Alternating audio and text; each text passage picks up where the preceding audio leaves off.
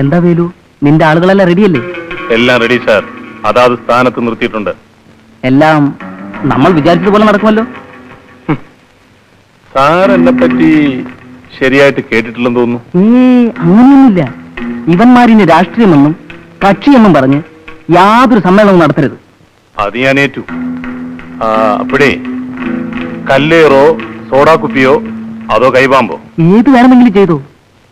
പക്ഷെ ഓരോന്നും റേറ്റ് പ്രത്യേകമാണ്. എന്ത് റേറ്റ് ആയാലും ഞാൻ തരില്ലേ. ആദ്യം കാര്യം നടക്കട്ടെ. ആട്ടെ, കക്ഷിയാരാ? താൻ അത് അറിയണോ വേലു? അത് ശരിയാ. എനിക്ക് ജാതിയോ മതമോ കക്ഷിയോ ഒന്നുമില്ല. പണം ആര് തരുന്നോ അവരാണ് എന്റെ കക്ഷി. സാറ് നോക്കിക്കോ.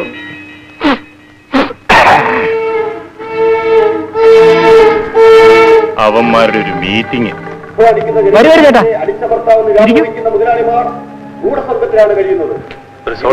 എന്റെ നാട്ടിൽ അവസന്മാരും ആസന്മാരുമായ തൊഴിലാളികളും ഒറ്റക്കെട്ടായി സംഘടിച്ചു കഴിഞ്ഞു. വെടിയുണ്ടകൾക്ക് നേരെ വിരിമാറ് കാട്ടാൻ കണ്ണേടമുള്ള ഒരു പുതിയ തലമുറ ഇവിടെ ഉണർന്നു കഴിഞ്ഞു. തലവരച്ച പോരാട്ടത്തെ അയ്യോ, കാശൊന്നും വേണ്ട, പിന്നെ അംഗീകരിക്കാനും അവരെ ഫാക്ടറിയുടെ ഭരണത്തിൽ പങ്കാളികളാക്കാനും മുതലാളിമാർ മുന്നോട്ട് വന്നേ മതിയാകും.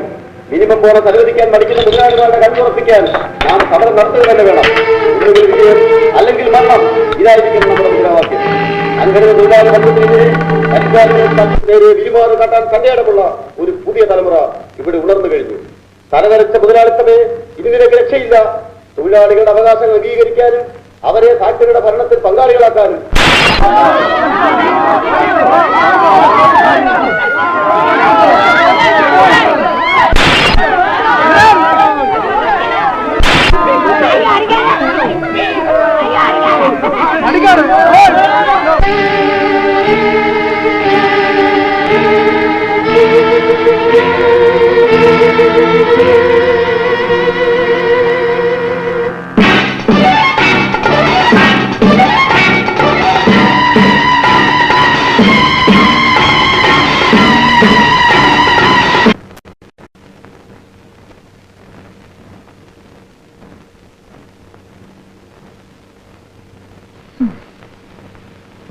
അല്ല, ഇത് എത്ര നേരമായി ഇരുത്തം തുടങ്ങിയിട്ട്?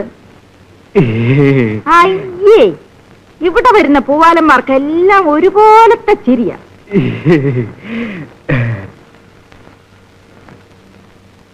എന്താ ഈ നോക്കുന്നത്?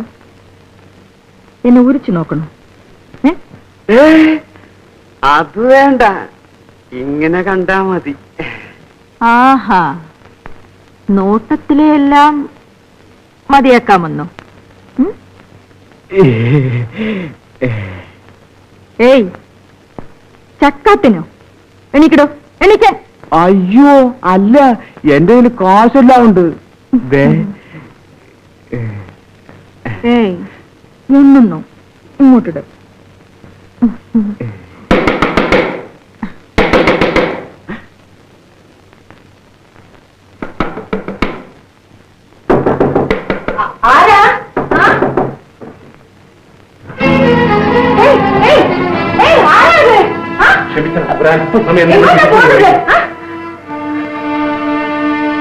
ആരാ?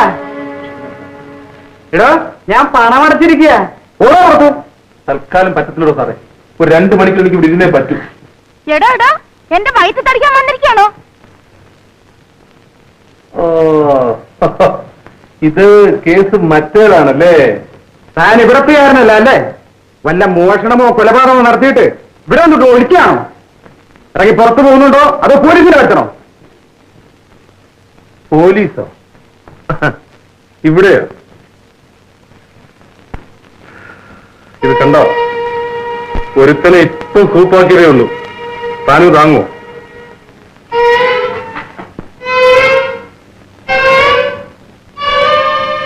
തന്തയ്ക്ക് പോകാത്തവനെ. എടോ, തന്തയ്ക്ക് പറഞ്ഞോണ്ട് പോന്നു, വെറുതെ നിൽക്കുന്നോ? നാണമില്ലേ തനിക്ക്? ഇല്ല, ഞാനതാണല്ലോ.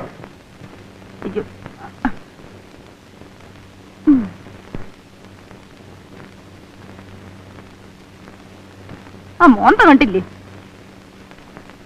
കേറി വന്നിരിക്കുന്നു, നാളെ വൈക്കോല് കയറി കിടക്കുന്ന മാതിരി. എന്റെ പഴപ്പ് മുട്ടിക്കാൻ. നിർത്ത് നിർത്ത്. ഈ 2 മണിക്കൂറിൽ നീ എന്തോ സമ്പാദിക്കും? എന്താ നിന്റെ റേറ്റ്? 300. 300? ഒരു 0 എടുത്ത് മാറ്റിക്കോ. അത് പറ.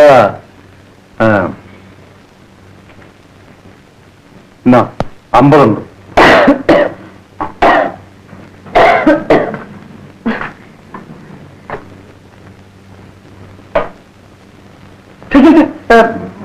ഇതൊന്നും വേണ്ട, ഞാനതൊന്നുമില്ല.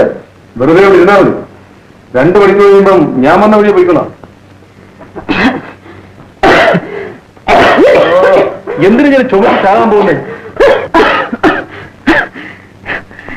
ഇവിടെ വരുന്ന ചില മഹാന്മാര് പണം മാത്രമാണോ തന്നിട്ട് പോകുന്നത്?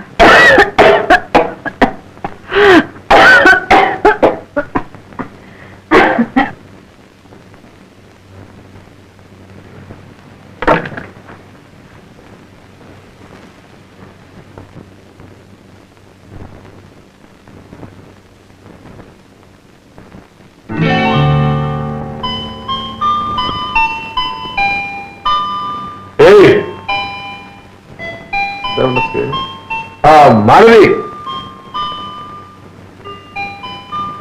ഇതെന്താ 1 രൂപ വീണ്ടും പിടിച്ചത്? പോകരുതിട്ട് എടോ, എന്റെ തൊഴിലും മാനം വിറ്റ് ജീവിക്കുന്നതാണ്. പക്ഷേ ദാനത്തിന് ഞാൻ കൈ നീട്ടാറില്ല. താൻ കൊണ്ടുപോടോ തന്റെ കാശ്. കൊണ്ടുപോയി തടിയൊക്കെ നന്നാക്കിട്ട് വാ.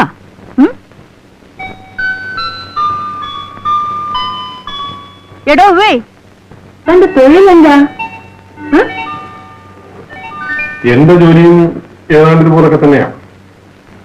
ഒരു വിരല് വെട്ടണമെങ്കിൽ 30 രൂപ, ഒരു കൈ വെട്ടണമെങ്കിൽ 1 0 കൂടെ 300 രൂപ, ഒരു കാല് വെട്ടണമെങ്കിൽ 1 0 കൂടെ, ഒരാളിനെ വെട്ടണമെങ്കിൽ കണക്കൂട്ടിക്കാം. ഞാൻ പോകുന്നു.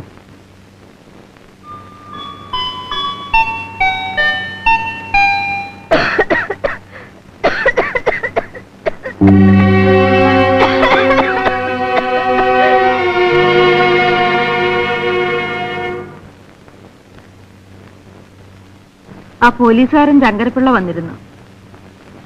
അയാളെ ഞാൻ കണ്ടതാണല്ലോ. എന്താ കാര്യം?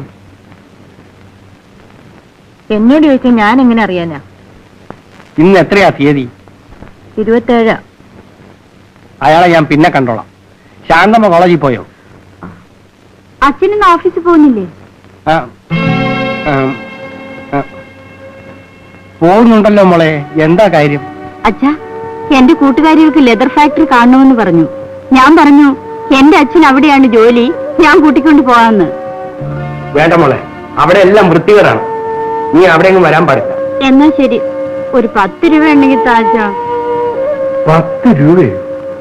ആ 10 രൂപ ഉണ്ടാക്കാൻ ഞാൻ എന്ത് പാടുപോകുന്നുണ്ടെന്ന് നിനക്കറിയാം. എത്ര പേരെ തൊഴണം, എത്ര പേരെ.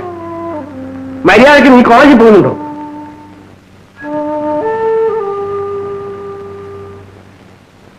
നിങ്ങളുടെ ഈ ഉദ്യോഗം എന്താണെന്ന് മോളുടെ അടുത്തുനിന്ന് എത്ര നാൾ മറച്ചു പിടിക്കാൻ കഴിയും? എന്റെ മരണം വരെ. എന്റെ കർമ്മദോഷം. ഞാൻ ഒരു ചെളിക്കുണ്ടിൽ വീണുപോയി. അവിടെ നിന്നും രക്ഷപ്പെടാൻ എനിക്ക് കഴിയുന്നില്ല. എന്റെ മകളെ പഠിപ്പിച്ച് നല്ലൊരുത്തന്റെ കയ്യിൽ ഏൽപ്പിച്ച എന്റെ ഈ ഉദ്യോഗമല്ല, എന്റെ ജീവൻ വരെ ഉപേക്ഷിക്കാൻ ഞാൻ തയ്യാറാണ്.